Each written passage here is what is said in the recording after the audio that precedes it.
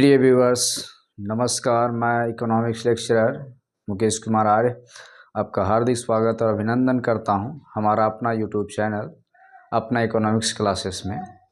जैसा कि आप जानते हैं कि व्यष्टि अर्थशास्त्र की लगभग चैप्टर्स पर आधारित वीडियो लेक्चर और उस पर प्रैक्टिस लेक्चर अपलोड कर चुका हूं इस चैनल पर। उसके बाद आज हम लोग सेकेंड पार्ट समष्टि अर्थशास्त्र की शुरुआत कर रहे हैं, जिसके अंतर्गत समष्टि अर्थशास्त्र में हम लोग सबसे पहले समष्टि अर्थशास्त्र का अर्थ,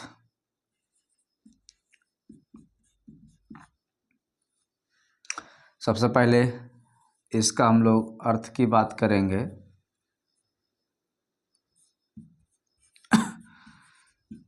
परिभाषा की बात करेंगे।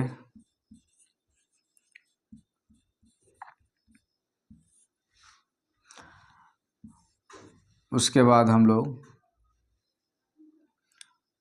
उद्भव की बात कर लेंगे थोड़ा सा, समष्टि अर्थशास्त्र का उद्भव कैसे हुआ। उसके बाद हम लोग बात करेंगे कि समष्टि अर्थशास्त्र की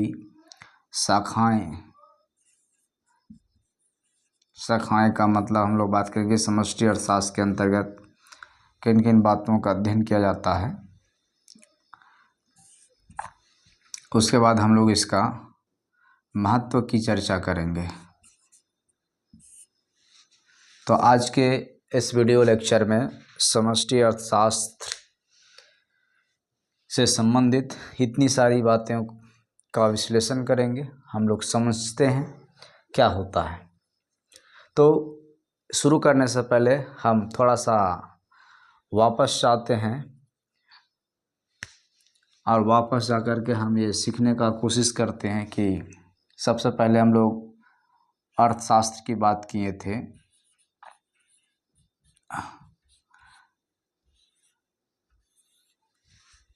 और यहाँ पर हम लोग ये सीखे थे कि अर्थशास्त्र के अंतर्गत हम लोग अध्ययन इस बात का करते हैं कि साधनों की दुर्लभता के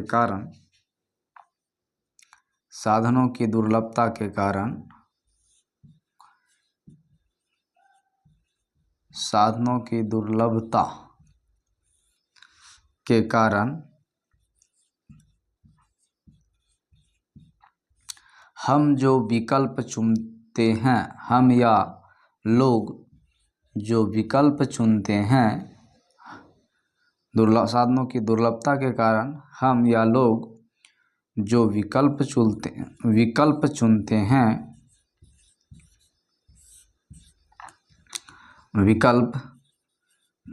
हैं इसी का अध्ययन हम लोग अर्थशास्त्र के अंतर्गत करते हैं। हालांकि इस अर्थशास्त्र के अंतर्गत किन बातों का अध्ययन किया जाता है, इससे संबंधित कई सारी परिभाषाएं हैं। यहाँ उनमें से सबसे फेमस परिभाषा है साधनों की दुर्लभता के कारण हम जो विकल्प चुनते हैं उसका अध्ययन अर्थशास्त्र के अंतर्गत किया जाता है। ये बीपीएससी टीआरई 3.0 2023 में पूछा गया एक क्वेश्चन है कि अर्थशास्त्र के अंतर्गत हम लोग किस बात का अध्ययन करते हैं। ऑप्शन बनाया रहता है, उसमें से एक ऑप्शन ही था साधनों की दुर्लभता के कारण हम या लोग जो विकल्प चुनते हैं उसका अध्ययन हम लोग अर्थशास्त्र के अंतर्गत करते हैं। और यही अर्थशास्त्र जो है सो दो भाग में बंटता है। अच्छा, एक तो ये बात होगी दो भाग में बंटता है। एक को हम लोग व्यष्टि अर्थशास्त्र बोलते हैं, व्यष्टि अर्थशास्त्र, और दूसरा को हम लोग बोलते हैं समष्टि अर्थशास्त्र।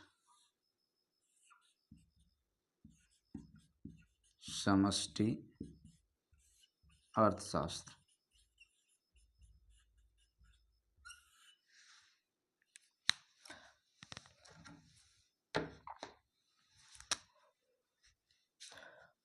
साधनों की दुर्लभता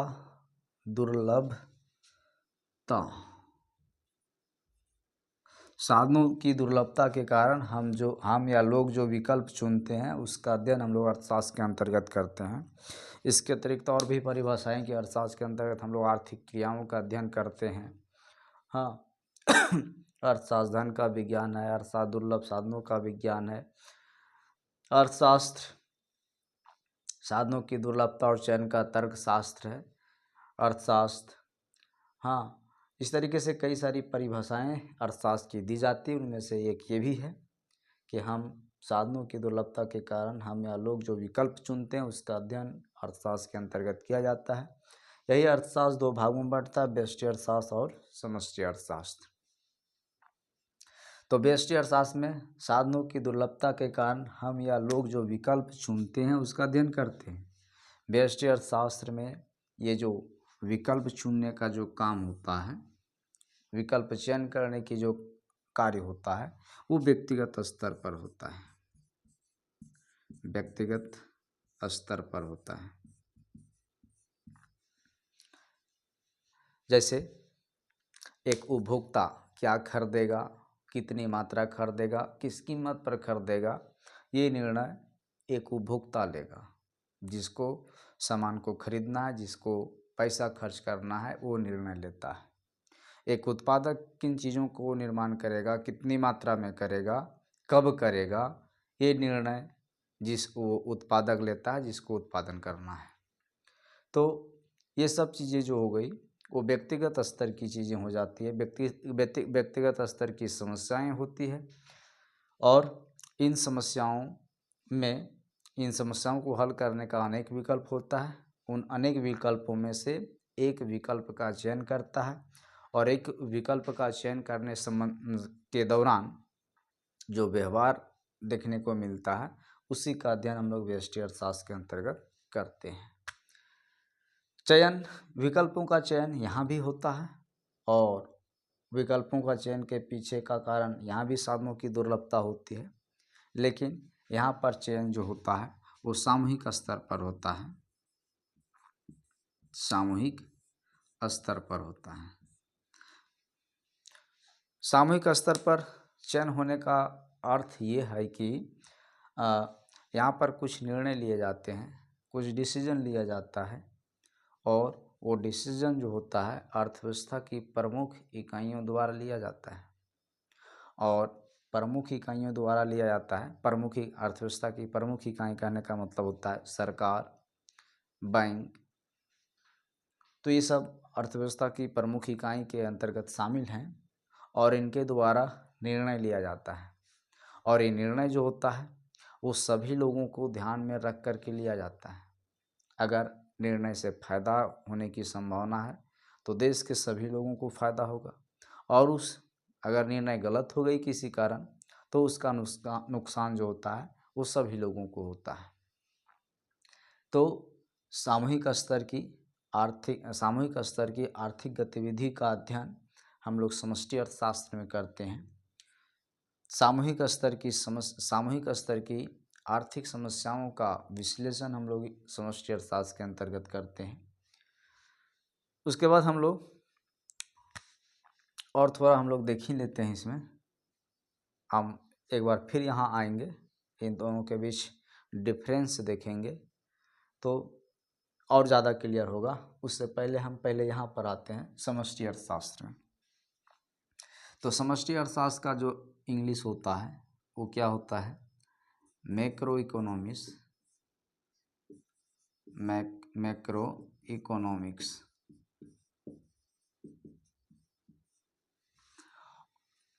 अब पहला सवाल यही बनता है कि ये शब्द जो है किस भाषा से संबंधित है। ऑप्शन रहेगा आपके पास हिंदी, अंग्रेजी, उसके बाद ग्रीक, लैटिन, ये ऑप्शन दिया जाता है। तो सबसे पहला क्वेश्चन यही कि ये जो शब्द है मैक्रो वो अंग्रेजी भाषा का शब्द है, और इस अंग्रेजी का हिंदी होता है समष्टि। इसका एक और मीनिंग होता है व्यापक भी होता है। अच्छा, और ये जो शब्द लिया गया है वो ग्रीक भाषा का शब्द, ग्रीक भाषा का जो शब्द होता है, ग्रीक भाषा का शब्द मैक्रोज, मैक्रोज से लिया गया है और इसका अर्थ होता है, इसका अर्थ होता है सामूहिक, व्यापक,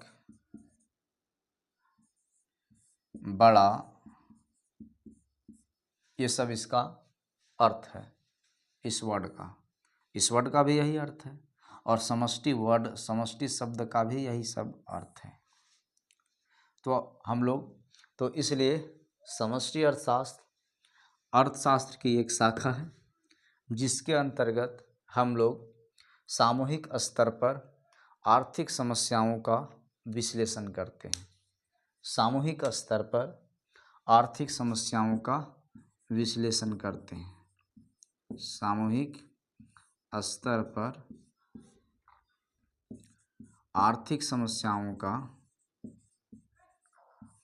आर्थिक समस्याओं का विश्लेषण करते हैं, अध्ययन करते हैं।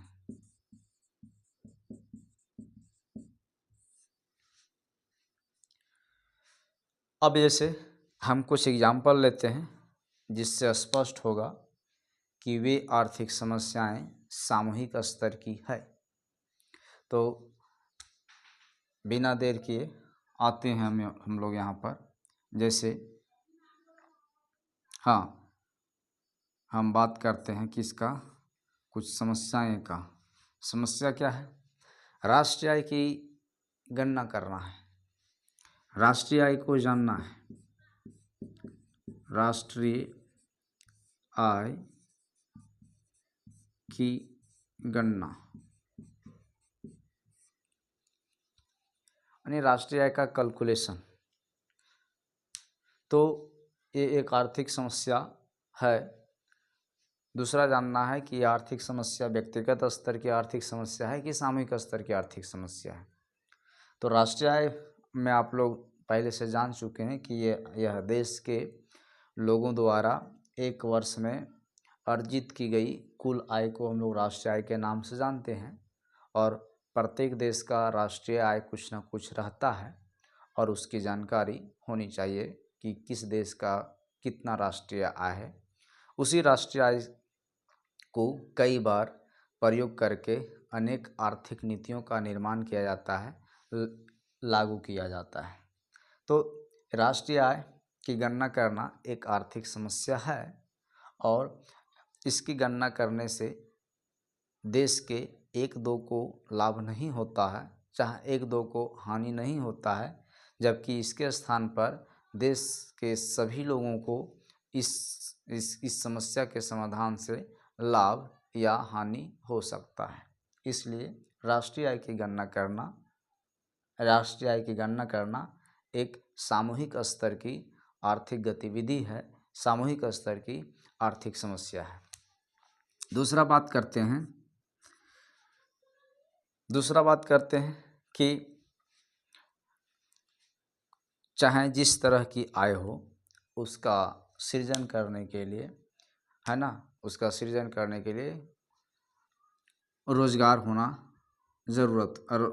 होनी चाहिए और उस रोजगार से लोगों को काम मिलता है और काम के बदले उन लोगों को आय प्राप्त होती है। तो दूसरी समस्या होती है आय और रोजगार, या रोजगार का उल्टा हम बेरोजगार भी कह सकते हैं।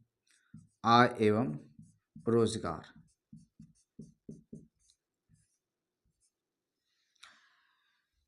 तो आय एवं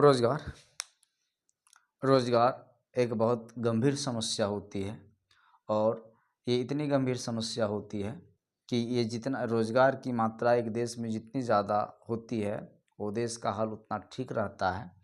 रोजगार की कमी की वजह से एक बहुत गंभीर समस्या बन जाती है और इस समस्या के चपेट में कुछ ही लोग नहीं आते हैं बल्कि अधिकांश लोग आ जाते हैं अगर रोजगार की मात्रा देश में कम है तो।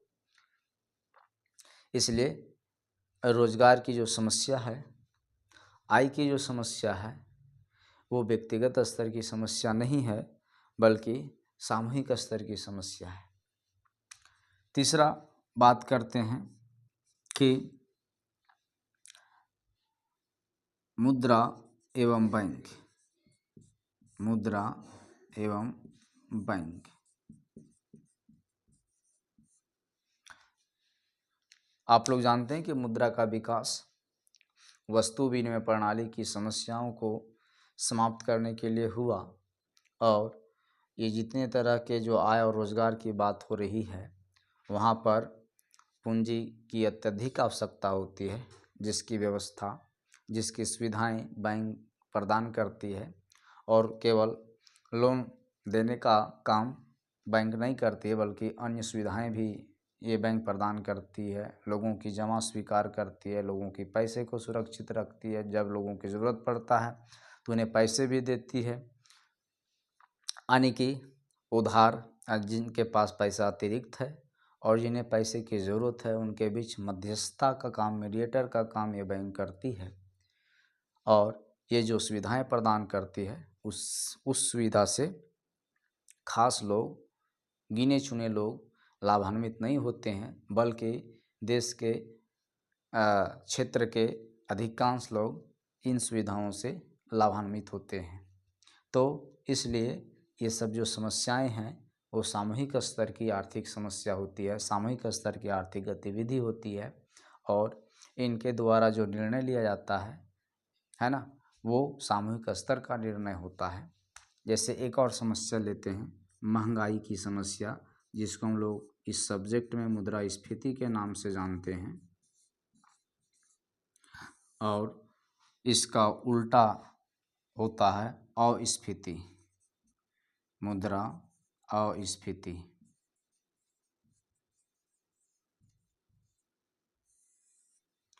तो इसको महंगाई सिंपल शब्द में कहते हैं और इसको मंदी सिंपल शब्द में कहते हैं, और एक अर्थव्यवस्था के लिए बहुत बड़ी बीमारी होती है महंगाई और मंदी की समस्या। और इन समस्याओं ये समस्या अगर किसी अर्थव्यवस्था में उत्पन्न होती है तो इससे भी देश के अधिकांश लोग ग्रसित हो जाते हैं, इन समस्याओं के चपेट में आ जाते हैं और त्राही त्राही मांगने लगते हैं। इस वजह से किसी भी अर्थव्यवस्था में चाहे ये समस्या उत्पन्न हो जाए या फिर ये समस्या उत्पन्न हो जाए तो उसको ठीक करने के लिए वहाँ पर सरकार और बैंक जो होती है उनकी भूमिका बहुत बड़ी हो जाती है। और नहीं कि आपको ये समझना है ये भी समस्याएं जो है वो आर्थिक सामूहिक स्तर की आर्थिक समस्या है। उसके बाद देश व्यापार भी करता है, विदेशी व्यापार करता है, और विदेशी व्यापार करने से है ना, अगर चीज़ें ज़्यादा मात्रा में आती है तो उनको पेमेंट करना पड़ता है, और ज़्यादा मात्रा में यहाँ से चीज़ें बेची जाएगी दूसरे बाज़ार में तो वहाँ से आमदनी प्राप्त होगी, और निर्यात से प्राप्त आय और आयात से हुए खर्चा के अंतर को हम लोग भुगतान शेष के नाम से जानते हैं। तो ये भी एक आर्थिक समस्या है जिसको भुगतान शेष के नाम से जानते हैं। और यह जो होता है और विदेशी व्यापार से जो लाभ होता है वो उससे लाभान्वित एक दो नहीं बल्कि देश लाभान्वित होता है, देश के लोग लाभान्वित होते हैं। इसलिए भुगतान शेष भी जो है वो सामूहिक स्तर की आर्थिक गतिविधि है, ये आपको समझ में आना चाहिए। तो उम्मीद है कि हम लोग बात किए थे कि समष्टि अर्थशास्त्र का अर्थ क्या होता है। अर्थ में हम लोग बात किए क्या कि ये अंग्रेजी भाषा का शब्द है और यह भाषा ग्रीक भाषा का शब्द मैक्रोज से लिया गया है जिसका अर्थ सामूहिक, व्यापक और बड़ा होता है। परिभाषा के तौर पर हम लोग देखें कि ये सामूहिक स्तर पर आर्थिक समस्याओं का विश्लेषण करते हैं, सामूहिक स्तर पर आर्थिक समस्याओं का विश्लेषण करते हैं। सामूहिक स्तर की आर्थिक समस्याएं कौन कौन सी होती है उसका हम लोग यहाँ पर जिक्र किए कि राष्ट्रीय आय की गणना करना सामूहिक स्तर की आर्थिक क्रिया है। आय एवं रोजगार का सृजन या निर्धारण, आय एवं रोजगार का निर्धारण सामूहिक स्तर की आर्थिक क्रिया है। मुद्रा और बैंकिंग द्वारा दी जाने वाली सुविधाएं और लागू किया गया नियम जो होता है वो भी सामूहिक स्तर की आर्थिक क्रिया है। मुद्रास्फीति और मुद्रा अस्फीति सामूहिक स्तर की आर्थिक गतिविधि है। भुगतान शेष सामूहिक स्तर की आर्थिक गतिविधि है। इसके अलावा विदेशी व्यापार सामूहिक स्तर की आर्थिक गतिविधि है। सबका कल्याण सामूहिक स्तर की आर्थिक गतिविधि है। तो इस तरीके से जो है वो ये सब या इस तरह की आर्थिक गतिविधियों का अध्ययन हम लोग समष्टि अर्थशास्त्र में करते हैं, ये आपको जानना था। और हम इसे सामूहिक समष्टि अर्थशास्त्र की शाखाएं के भी नाम से जानते हैं। इसे हम लोग समष्टि अर्थशास्त्र की शाखाएं के नाम से जानते हैं।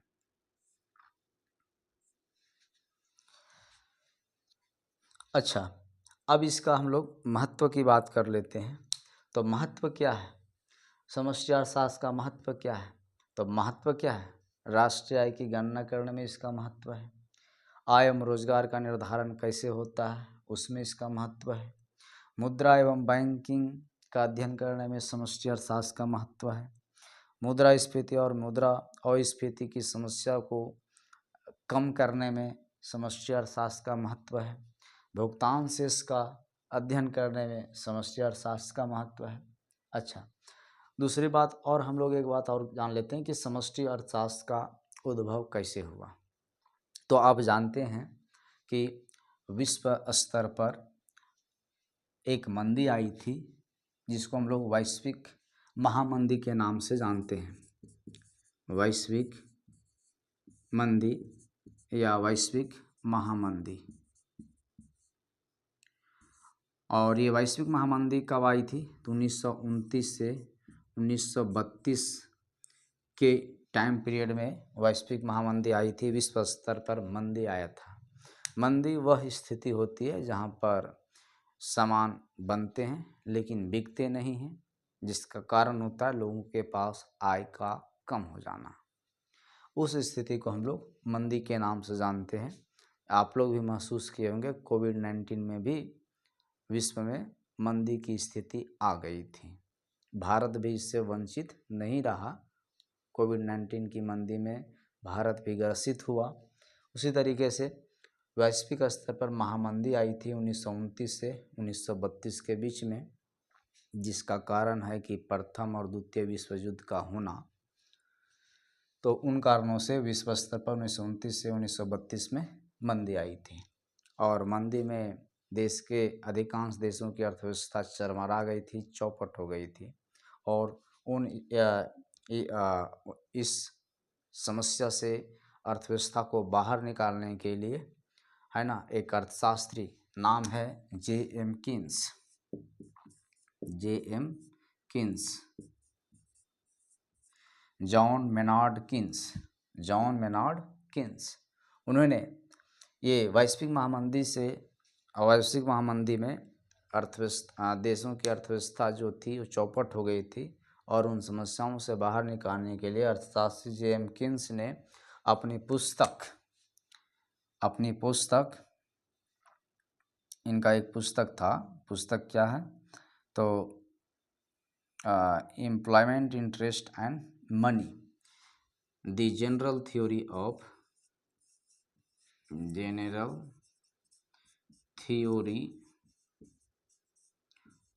जनरल थ्योरी ऑफ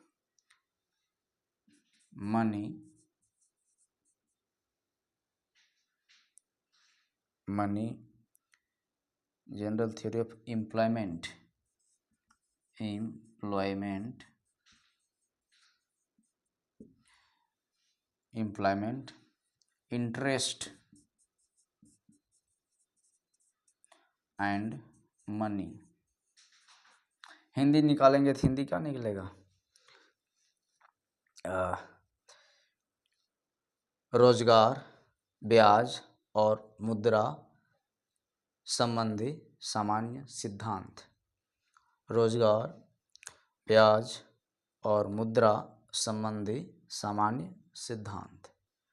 तो जे.एम. कीन्स अपनी पुस्तक में मेंशन किए हैं कि इस अर्थव्यवस्था, इस वैश्विक महामंदी में जो देशों की अर्थव्यवस्थाएं जो चरमरा गई है, चौपट हो गई है, बाहर निकालने के लिए मिलजुल करके काम करना पड़ेगा और मिलजुल करके काम करना पड़ेगा, सहयोग करना पड़ेगा, एक दूसरे को सहयोग करना पड़ेगा।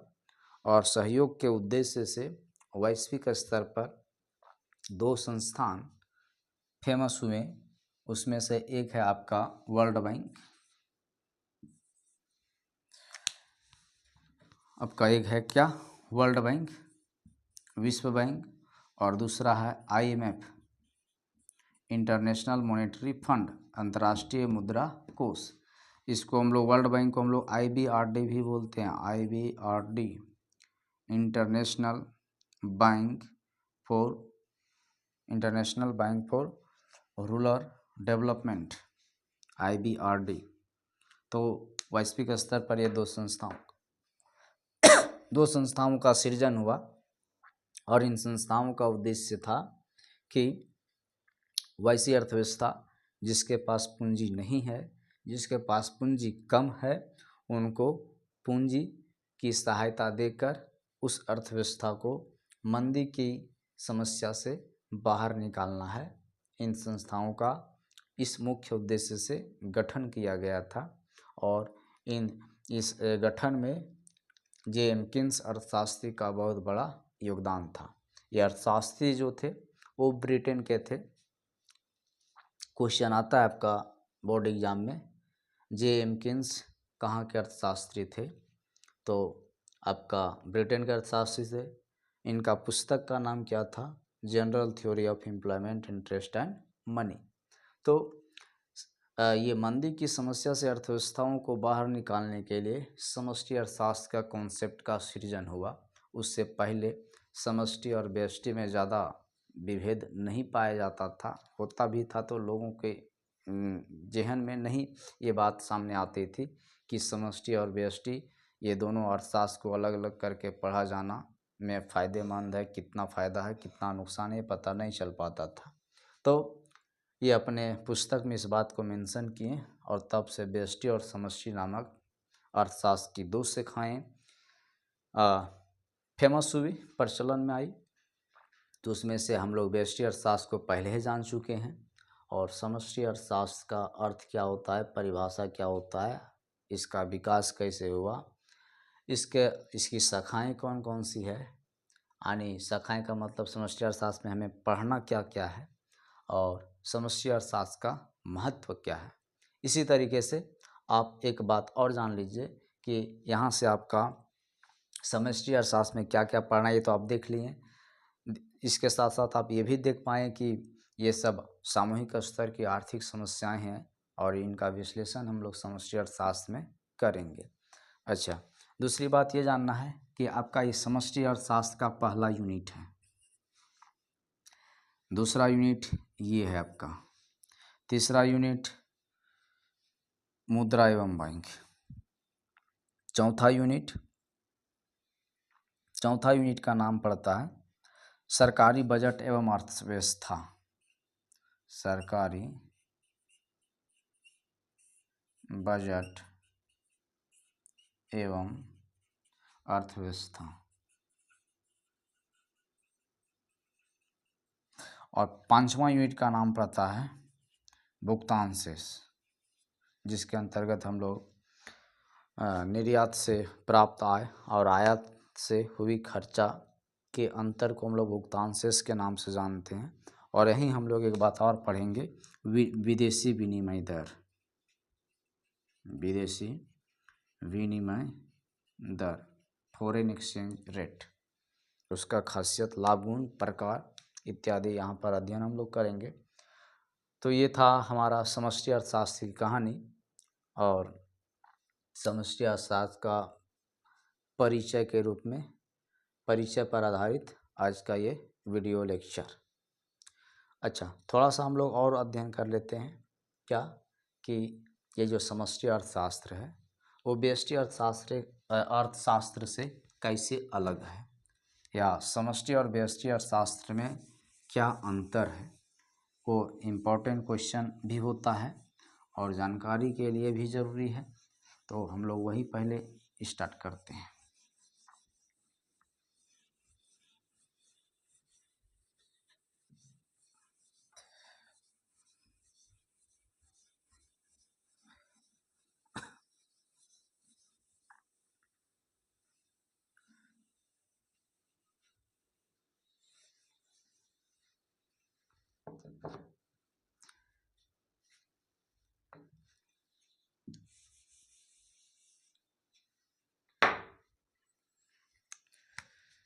तो एक कॉलम हम लोग बनाते हैं समष्टि अर्थशास्त्र का, और दूसरा कॉलम हम लोग बनाते हैं व्यष्टि अर्थशास्त्र का।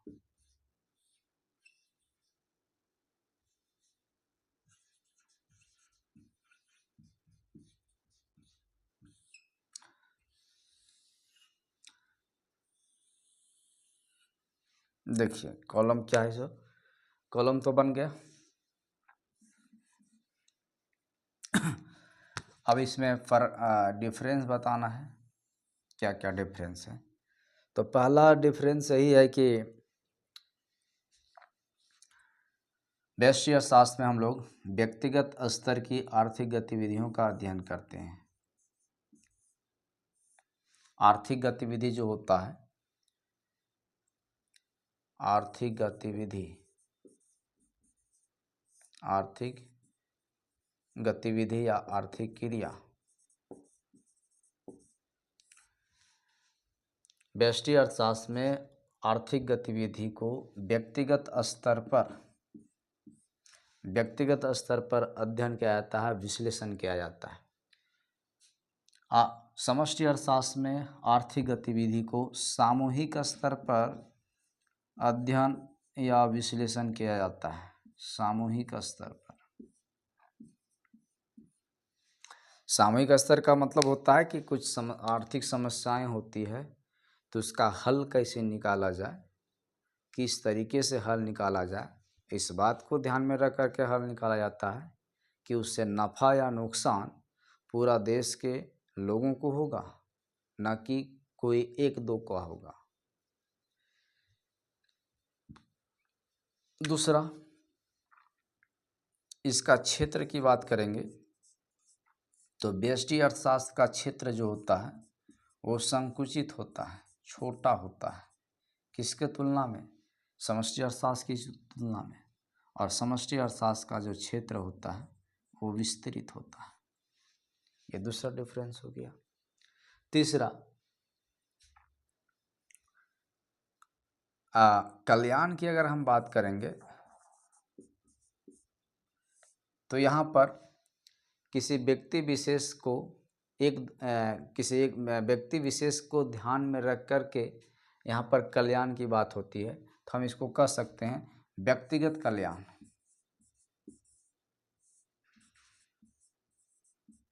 व्यक्तिगत कल्याण पर आधारित है व्यष्टि अर्थशास्त्र। इसका मतलब होता है कि एक उपभोक्ता कितना खर्च करके अधिकतम उपयोगिता हासिल कर सकता है, एक उत्पादक कितना कम खर्च करके ज़्यादा से ज़्यादा उत्पादन कर सकता है।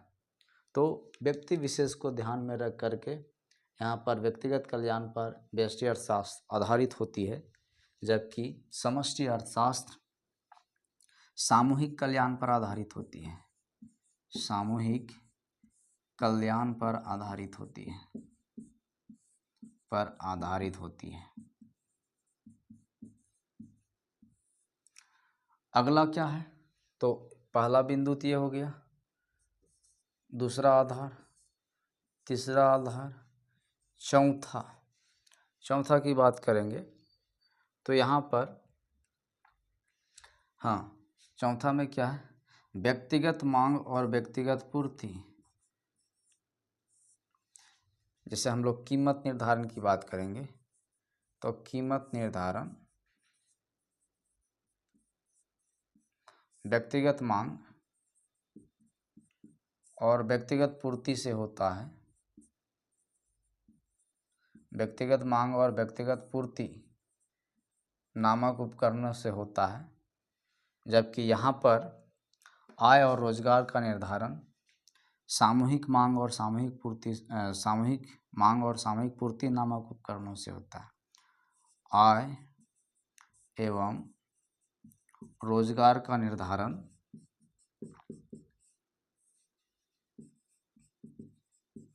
आय एवं रोजगार का निर्धारण, सामूहिक मांग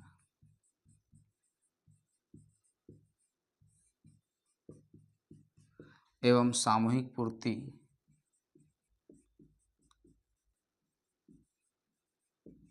पूर्ति नामक उपकरणों से होता है। उसके बाद हम लोग और क्या लिख सकते हैं इसमें, और ये लिख सकते हैं कि व्यष्टि अर्थशास्त्र में हम किन किन बातों का अध्ययन करते हैं।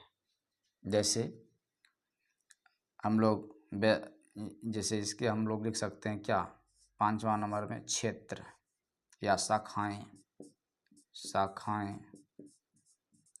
तो इसकी शाखाएं कौन कौन सी है, तो एक उपभोक्ता का व्यवहार कैसा होता है, एक उपभोक्ता का व्यवहार,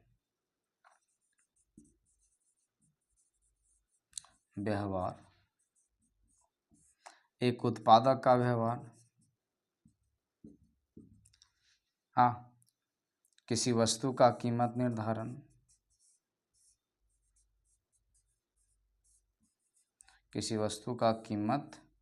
निर्धारण, तो इन चीज़ों का अध्ययन हम लोग व्यष्टि अर्थशास्त्र में करते हैं। जबकि समष्टि अर्थशास्त्र में क्या होता है, राष्ट्रीय आय का अध्ययन और किसका होता है,